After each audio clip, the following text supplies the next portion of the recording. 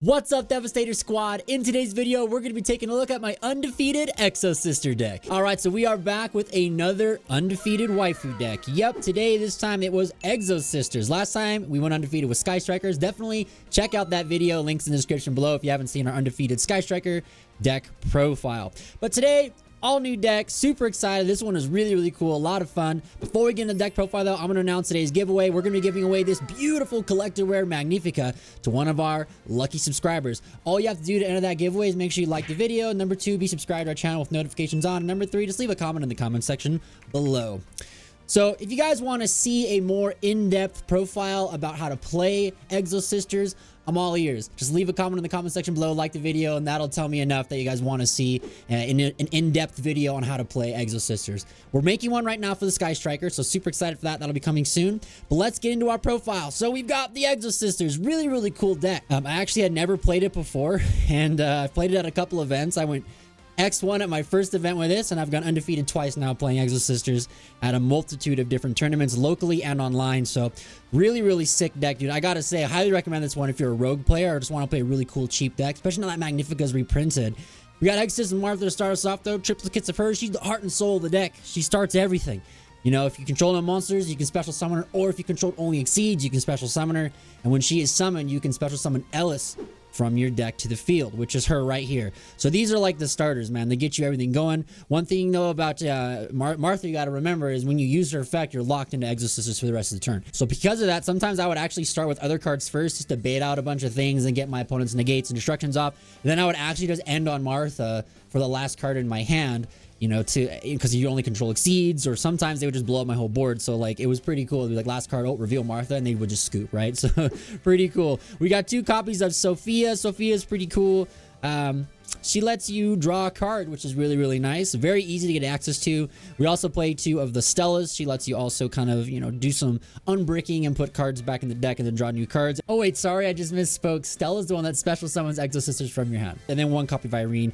She's definitely the worst of the Exosisters in terms of abilities, but she is a name that you need because a lot of their effects, especially with the traps and stuff, do require you to have the twin or the girlfriend or the sister, whatever you want to call it, to have like the tandem version of each other to go back and forth. Because for those that don't know anything about this deck, these all work in pairs. So they all have additional abilities like a special summon or add cards, do a bunch of stuff, gain life points, whatever, if you have the other sister, you know, on your field. So it's really cool. But that's the Exosister cards. All right, next up to go with them, we've got the spirits. We've got 2 of the Aratama and 2 Sakitama. Now these you can play at 3 copies of. I just elected to only play 2 of each so I can play some other cards that we'll get to when we get to the spells. But I could see 3 of this card or 3 of this card being really good, or even both. You know, they're both very powerful cards.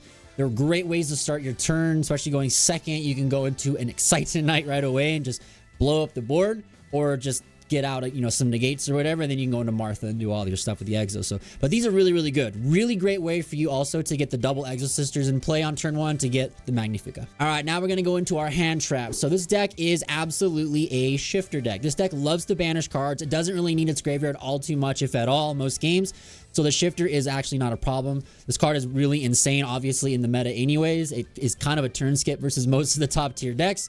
And it's probably one of the most hated cards in Yu-Gi-Oh! But that aside, it is very powerful, so this deck can take full advantage of it. We also take advantage of the Ash Blossom, because Ash Blossom can be played under Shifter. All of the hand traps in this deck are able to be played under Shifter, which is why you're not going to see stuff like Veiler and Ogre and things like that, because they have to go to the graveyard. So instead of Veiler, we're playing Ghost Mourner as our additional monster negate effect, which is cool because it has come up because you can use it in all the phases of the turns. Just anytime a monster is special summoned to your opponent's field, you can negate cards, right? So that's really strong. And then the last but not least, triple Infinite Impermanence, which is, you know, a staple basically in every deck right now. But this hand trap lineup is good. I don't really think anything else is better for the Exosister deck. I've tried a number of different cards. Obviously Nibiru doesn't really make sense in here most of the time, because you want to have no monsters when you start your turn for the Martha. But also the other thing about Nibiru is it doesn't really hit enough decks right now. Droll and Lockbird is another card which could be good, But again, if you're in one of those shifter turns, it's not really that useful, right? So I think this is probably the best lineup you could play right now for Exosisters. All right, now getting to all the spells and traps here for the deck. Devastators first and foremost, we've got our beautiful Exosister packs. This card is at 3 in this deck.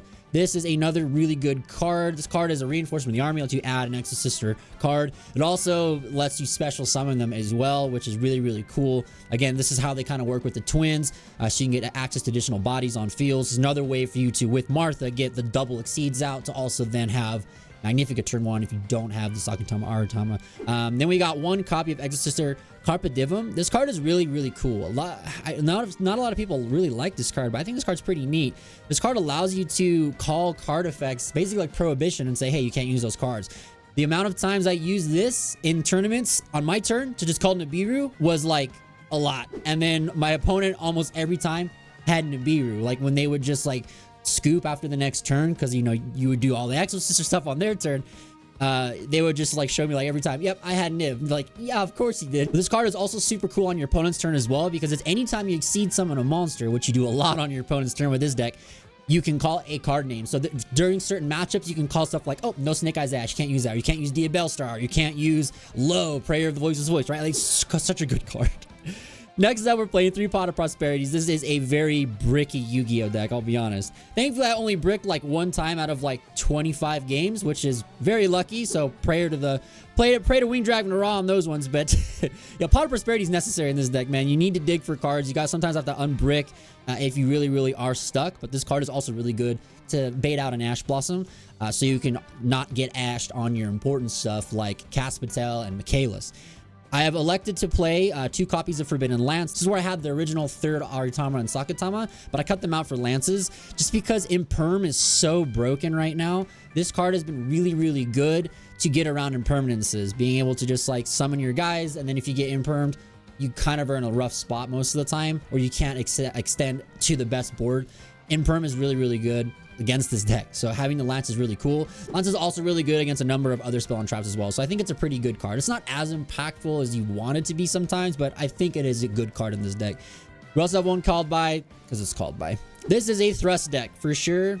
You don't have to play Thrust. You can definitely elect to play different cards or just not play 42. I'm playing 42 with this deck, by the way.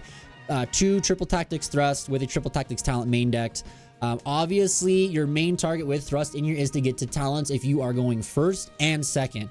Other times, though, if the hand is like really strong, or if you hard drew or are able to search into one of these without being like combo stopped, you pick one of the Exosister traps. So we've got 2 Returnia, 1 Vadi. So the 2 Returnia for 2 reasons. 1, because you want to see it more. You want to hard draw this card. Card is insane. And then also being able to search one off Thrust. If you don't have one is good, but also searching one with the Exosister, searching this with the Thrust. There's a lot of combos you can do with this, right? But if you have both these traps on your opponent's turn, you shouldn't lose the game, right? Like these cards in tandem are just unbelievable. You get to banish 4 cards on your opponent's field, plus turn off their graveyard and negate their effects on the board. Like this is a ridiculous setup. But yeah, so that's the main deck. 42 cards in total, not too shabby. All right, so getting into our extra deck. So we got 2 of the Exosister Magnifica. This card is the best. So this card lets you attack twice, which is insane. You get to tag out on your opponent's turn, so you can trigger those trap cards and also trigger additional effects like Carpe Diem. And also, she's a non-targeting banish. So this is really, really sweet. You also get to go into obviously the triple Michaelis. Love this card a lot. This is probably the next best card in the entire extra deck. This is the one that lets you search into your Exosister strategy. She also lets you banish a card during your opponent's turn, or your turn, either or. The turn that she's exceed summoned, she could banish a card, which is insane. So you typically would you would banish a card and then tag out into this, banish another card, and then you trigger your trap card to banish 2 more cards. Unbelievable interruption right there. And then if you have both the traps, then you just go into the one that turns off the graveyard. GG, right? Like it's insane. Speaking of, we've got 2 versions of Caspatel. It's the one that searches the monsters, and you bring this out also sometimes during your opponent's turn. And then we got 2 copies of Azafeel. So some of these we play multiple copies of just for prosperity, because you really only will summon this 1 time in a game. So Azafeel is the one you play 2 of just for a prosperity target, because you do want to play this card. Same with Caspatel. You pretty much only summon it once, but Michaelis is the one you summon the most. That's why you're at 3. But yeah, this is the one you make during their turn, shutting off the graveyard, versus Voiceless Voice and Snake Eyes. It is just honestly like unbelievably insane. Like this deck just has a great matchup inherently by design versus pretty much every meta deck right now. Tenpai is its hardest matchup, I would say, but the other ones, you have a pretty good time. We got Jabreen as well, 1 copy. She comes up sometimes to get like the guaranteed OTK with the Michaelis Magnifica, which is really good. Then for the non-ones, we've got Excite Tonight. It's just a good card to clear boards. It's a rank 4 deck, so you play this silly card, so why not?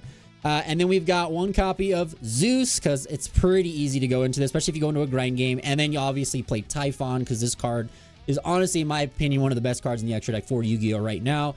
And then the only link monster I play is SP Little Knight. You can play other stuff like Lina the Light Charmer. You could also go into like Underworld Goddess, but I don't really need it. SP Little Knight is enough.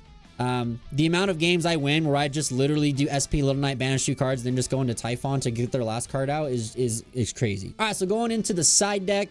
Side deck is very, very flexible, I would say. You have a lot of flexibility of how you want to play Exosisters. The way I'm doing it, though, is to play triple Cosmic Cyclone. This card is just too powerful. This is a deck where I would say, like, you need to just take advantage wholeheartedly of banishing cards, and Cosmic Cyclone does that, but also just great spot removal to get rid of annoying stuff, floodgates, and so on, because this deck can struggle against stuff like anti-spell, right? So you definitely want to make sure you have something like this to kind of get around floodgate cards and also just your opponent's back row. So since we're on Thrust, we have a lot of Thrust targets in the sideboard. We're on 1 Dark Ruler or more. It's just a very good side deck card versus a lot of matchups right now, especially versus Voiceless Voice. I love this card versus that deck. We're on Harpy's Feather Duster for a number of reasons, and we're on 2 more Triple Tactics Talents just so we can hard draw one of these so we can thrust into another high impact card. So you can just go Thrust, Talents, and also play like Duster, Dark Ruler, whatever, all in the same turn. So you just get maximum value. The amount of times that I do that with this deck, because how consistent it is, how much deck cleaning you do, is absurd. So easy to like force out negates and stuff. So all these cards like the Thrusts and the Talents are always live, which is so good. Next, we're on Evenly Matched as a 1-of for the Thrust. You can thrust into this, but also just you want to see this card all the time because it's just a blowout versus so many decks. So you want to get D barriers. So we're at 3 D barriers on this one. Then we have 1 copy of Anti-Spell because it's a good card. It's a pretty good Yu-Gi-Oh card. And then we're also on 3 copies of Solemn Judgment. I was between this or Solemn Strike, and I did try a Strike one time, and it wasn't as good. I think just negating normal summons in general, especially against like Voiceless, is just so powerful. Especially with this deck, where you can just like banish any follow-up they have. You negate their normal summon, banish their follow-ups. They're cooked. There's nothing they can do, right? So this is just, I think, one of the best ways you can play this side deck right now with Exosisters. But yeah, Devastated Squad, that's my undefeated Exosister deck. Let me know what you guys think in the comments below about the deck profile. And also let me know if you guys want to see a more in-depth way to play Exosisters and why I chose the cards that I chose. Thank you guys so much for tuning in. It's absolutely amazing. Big shout out to my Rescue Squad members and the members of the Patreon. Without you guys, I can't make my content on the channel. So thank you so much for all that you do. And I want to give a huge, big special shout out to our King of Games, Dogma and Captain Leif, and the one and only Austin Winch. Obliterate! I want to give a huge, big special shout out to all of our Kings of D, Austin Winch, Condor FJ, It's Coops, SO Spartan, Severus, Rogue 24, and most importantly, my mom. Mom, thank you so much for being one of our Kings of Devastation. I love you so much. Devastated Squad, you guys are the best. Can't wait to see you guys in future videos and streams to come. And until then, stay awesome.